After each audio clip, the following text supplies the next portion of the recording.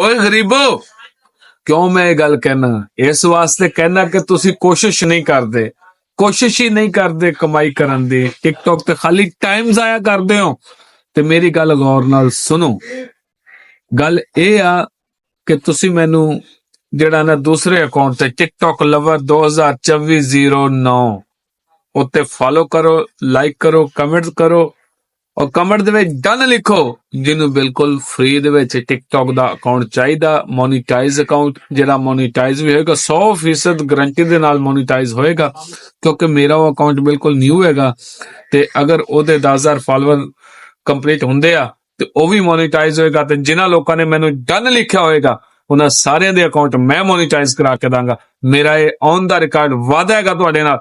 ਅਗਰ ਤੁਸੀਂ ਮੈਨੂੰ ਸਪੋਰਟ ਕਰਦੇ ਹੋ ਤਾਂ ਇਨਸ਼ਾਅੱਲਾ ਜਿੰਨੇ ਲੋਕਾਂ ਨੇ ਮੈਨੂੰ ਮੇਰੇ ਇਸ ਅਕਾਊਂਟ ਤੇ ਫੋਲੋ ਕੀਤਾ ਹੋਇਆ ਉਹਨਾਂ ਸਾਰਿਆਂ ਨੂੰ ਉਸ ਅਕਾਊਂਟ ਤੇ ਫੋਲੋ ਬੈਕ ਵੀ ਮਿਲੇਗਾ।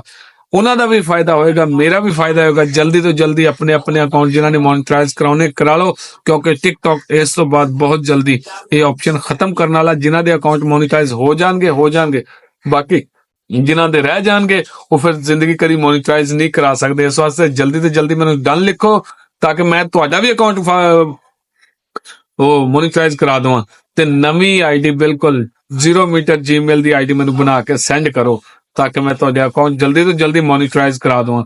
ਤੇ ਆਈ ਲਵ ਯੂ ਹੋ ਗਿਆ। ਓਏ ਗਰੀਬੋ, ਸੰਭਲ ਜਾਓ, ਹਲੇ ਟਾਈਮ ਹੈ।